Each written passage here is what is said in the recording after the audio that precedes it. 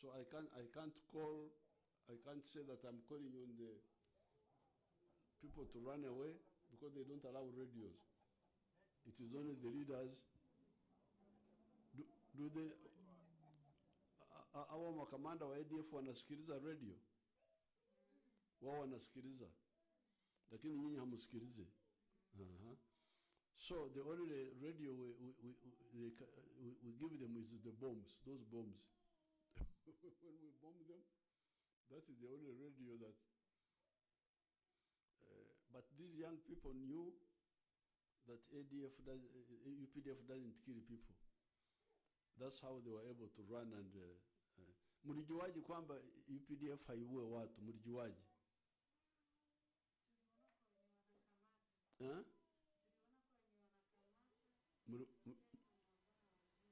Mliwaona? Nani na watangazia? Wanasemaje?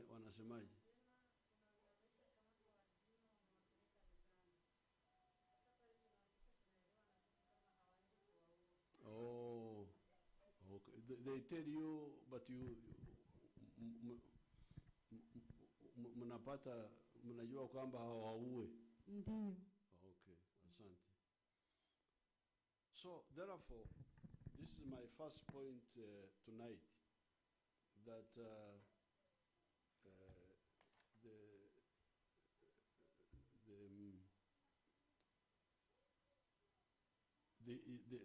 ADF has no chance of surviving. We are hitting all of them in Sector 1, Sector 2, Sector 3, and now Sector 4, the one near Mombasa. Those machines which you see can reach very far. There's nowhere they cannot reach.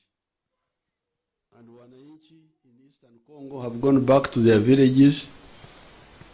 If you have got some pictures which can show that, you can show it, the wananchi back in their villages. Now recently, the UPDF, in their stupidity, they think that if we send small groups into Uganda to kill people, then maybe the UPDF in Congo will come back. But that will not happen. That's how they sent the group of Kamusu and Njovu into the park to kill the children. They are the ones who killed the children of Rubiriha. They are the ones who killed the two tourists, and then they killed the people in Kamwenje. But we have now killed, out of the 10, we have killed 7 now, and captured 1. The other 3, we don't know where they are. I haven't seen them, see what happened to them. So that is again a waste of time. Those are the wananchi in Congo. They have gone back to their villages. You can see them going back to their villages. Then trying to bring bombs to Uganda, the Kayanja's church. This one we have defeated by vigilance. I want to thank you, the Ugandans, for being vigilant and exposing these bombs before they go off. But the solution is to finish the ones in Congo, because those are the ones who are causing or who are sending all these groups and ruining the lives of these young people. You can see now how they lure girls, they kidnap them, they deceive them. And I just came here to tell them, please stop. Otherwise, you will perish like all the others have done. You hear that Muraro died. What happened to Medi? Did you know somebody called Medi? You didn't know him. Huh? There was somebody called Medi in Karubo.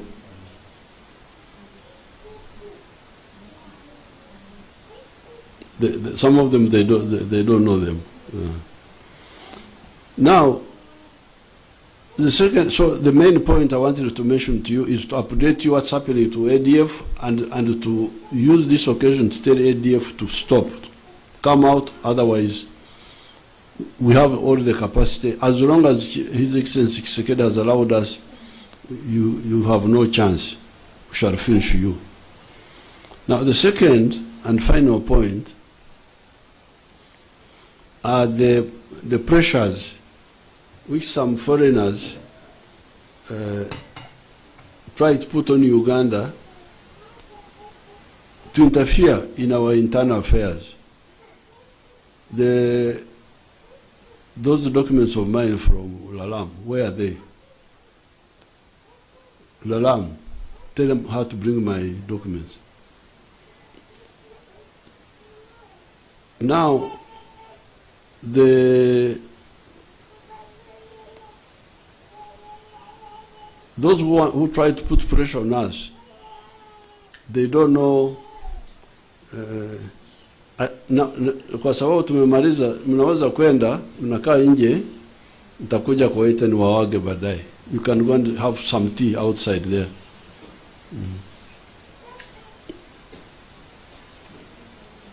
Watch, you can pass even there.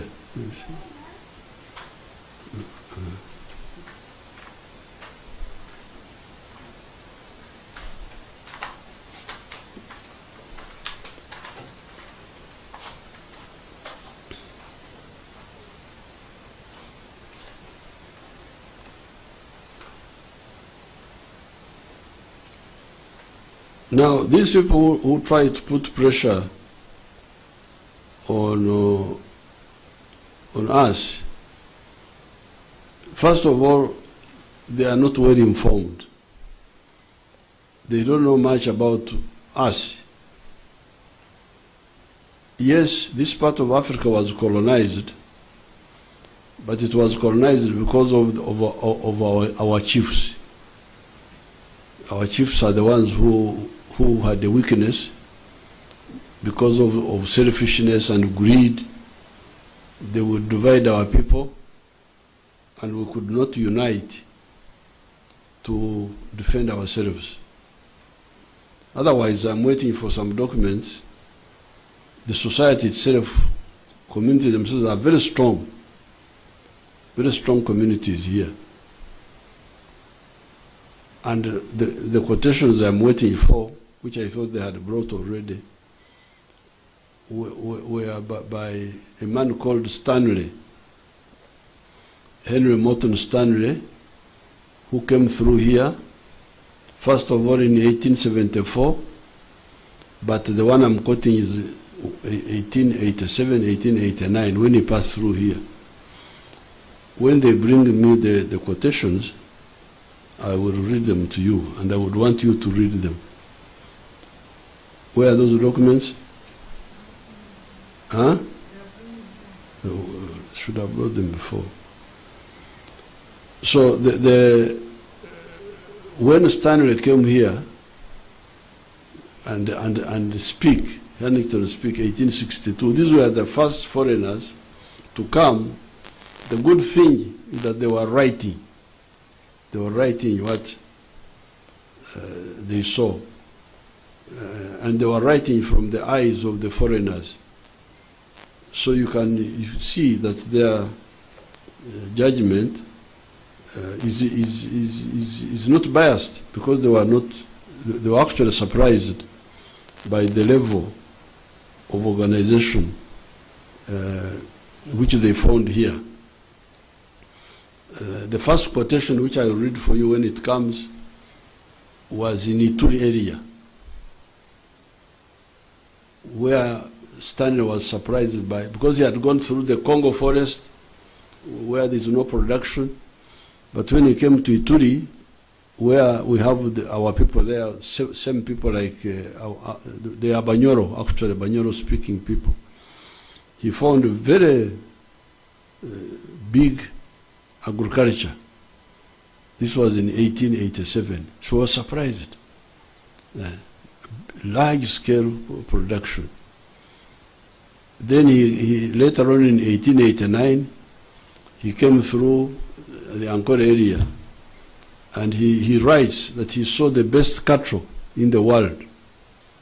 He had not seen such nice cattle anywhere in the world. Now, then he continues up to Mwanza, and he also quotes what he saw there. But the weakness which we had was the governance, the chiefs, who were dividing our people. And later on, the churches also came and contributed to the division during the colonial times. By the time we come in the 1960s, this is what we confronted. And this is how we evolved the 4 principles: patriotism, Pan-Africanism, socio-economic transformation, and democracy. Now, with these, we cannot fail if we take these. And you have already seen what has happened. You can see the economy. They can show you some of the pictures, the livestock.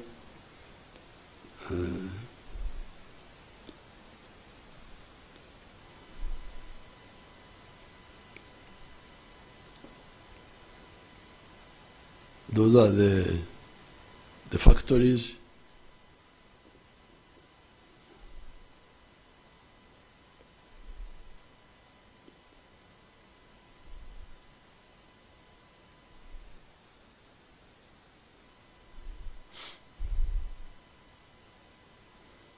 Show the pictures of the.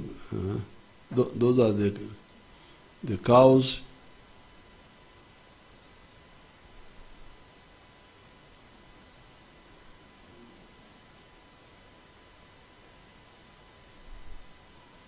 That's not foreign aid from anybody. Those are the ancient culture of your people.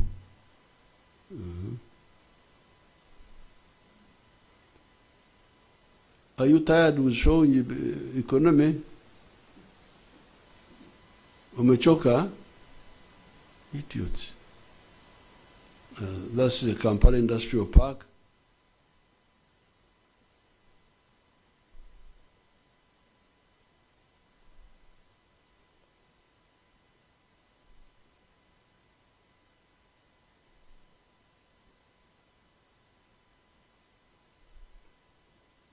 That is what? Coffee or what? That's coffee.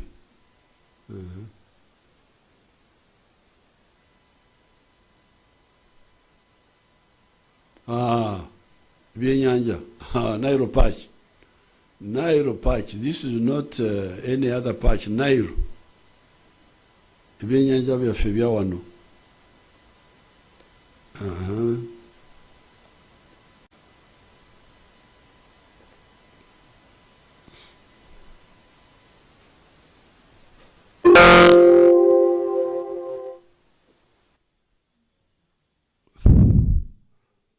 So therefore,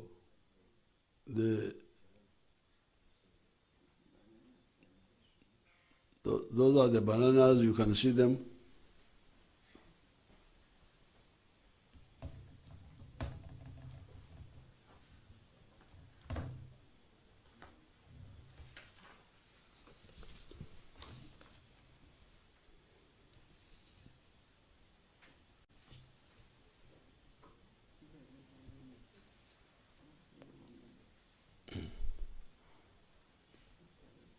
Those are the bananas, chicken,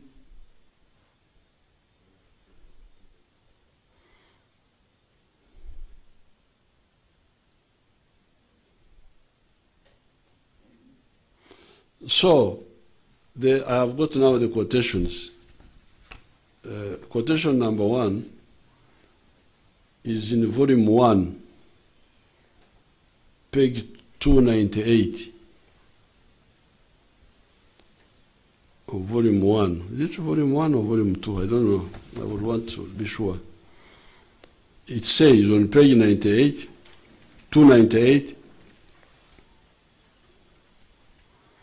a march over an hour and a half in the afternoon, apparently not far from the river, brought us to the populous district of the Babusese. The banana plantations were very extensive, reminding me of Uganda, and their shades covered a multitude of huts. Fields of millet and sesame, plots of sweet potatoes occupied the outskirts of these plantations, and there was ample evidence round about that the land was thickly peopled and industrially cultivated. This is 1889. 1887, this one here. A white man who has never been to this part of the world finds this big production. Now the second quote. This is now on page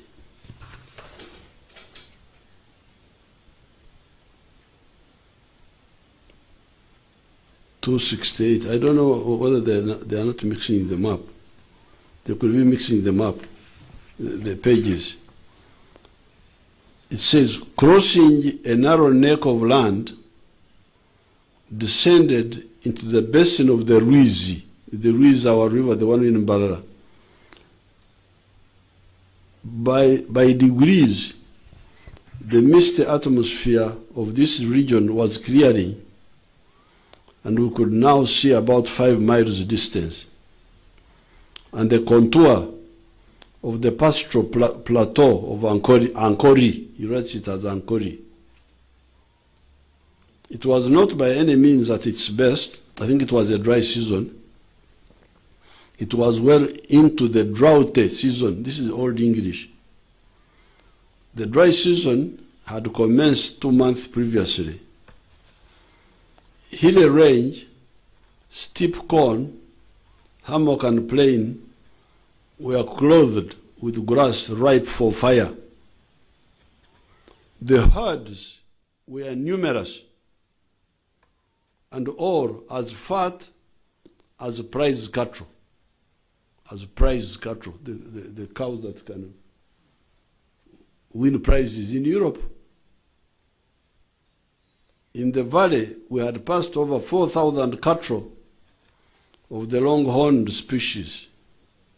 The basin of the Ruizi, which we were now in, and which was heart of Ankori, possessed scores of the finest herds of cattle I had never seen before. This is a man. This is now 1889.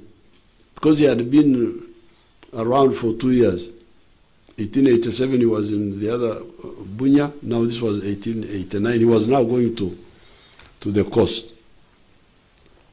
So we are a community. This is now this is now a local farmer somewhere. A local farmer is escorted by a comrade.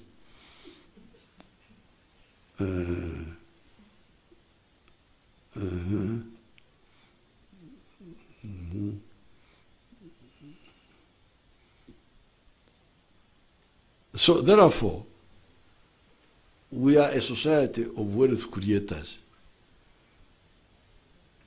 But some of our people who get carried away by linking up with foreign interests, they forget our strength. All those things you saw here, these are all ours. Nothing foreign, nothing from anybody.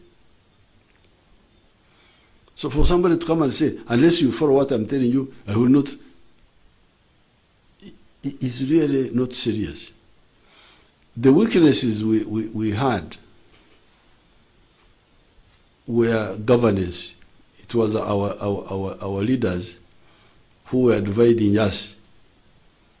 And that's how the NRM came and opposed those divisions. But otherwise, our people are the same. And this one now leads me to another quote. This is now on page 422 in second volume. I think the other quotation were also from the second volume, because the first volume, I think, was talking about something different. By this time, Stanley was now in Tanzania, near Mwanza. They had gone through Ankole, through Bunyo, through Toro, through Karagwe. He was now near Mwanza. By a gradual rise from Amranda is a misspelling, it must be Rwamranda or something like that, southward, we escape after a few miles out of the unlovely plains to older land producing a better quality of timber. Before we were 100 feet above the lake, a visible improvement has taken place. The acacia had disappeared, and the miombo, a tree whose bark is useful for native cloth and for boxes, and which might be adapted for canoes, flourished everywhere. At Bwanga, the next village, the language of the Wahuma, which we had heard continually since leaving the Albert Nyanza. Albert Nyanza is the Bunya area, side of Congo, ceases, and the Unyamwezi interpreters had now to be employed, which fact the skeptical Zanzibaris hailed as being evidence that we were approaching Pwani, the coast. So you can see this man, this foreigner, could see that from the Congo forest up to Mwanza, for him he thought they were speaking one dialect, because the interpreters they were using we understood. If you speak in Runyoro, they understand. If you speak in Nyankole, they understand. If you speak Runyambo of Tanzania, they understand. So for him, he thought it was one language called Wahuma language. Because the people are the same. Because if you can understand somebody's way of speaking, then he's part of you. You are one people. But because of the greed of some of the operators, including the chiefs, that's how they were dividing people. And that's where the weakness was. And up to now, that's still the weakness. If you divide yourselves, then you become weak. But otherwise, if you don't divide ourselves, we are very, very strong. There's nothing that we cannot do. When these people came here, the first time, Huntington Speke and Stanley, we only lacked two things. First of all, more knowledge of science and so on. But secondly, governance, being divided by the chiefs. The moment you solve that, there's nothing that can defeat us. So therefore, for now, those who put pressure on us, they're wasting their time. And we don't have to worry ourselves about that. What we should concentrate on is to fight corruption among ourselves. These are the real problems, not foreign pressure, because that one has no meaning. But fight corruption among ourselves. Protect our environment. Because when we damage our swamps and our lakes and the forests, this is what can hurt us. because it affects our ability to produce, our rain system and so on. Then the other issue that we need to concentrate on is regional integration, because we need to have a bigger market.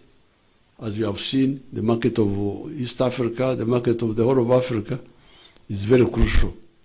Then internationally, we can trade with those people who respect us. So I thought I should, in addition to talking about ADF, I should also mention this by saying really three things. Number one, you people, you belong to a people who are great wealth creators. What proof do I have? The proof I have is that indigenously, without learning from anybody, we had a most advanced agriculture, which was witnessed by the foreigners who came here for the first time.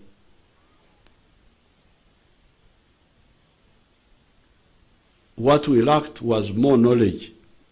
And with more knowledge, there is nothing that can stop us. But secondly, our only weakness was bad governance, bad politics, bad ideology. A strong community, but governed with wrong principles. The moment you solve that, you are very strong and unbeatable. Therefore, let's concentrate on our own issues: corruption, protect the environment, work with other Africans on regional integration. Will beat us. We shall be able to achieve whatever we want to achieve. I thank you and I wish you good luck.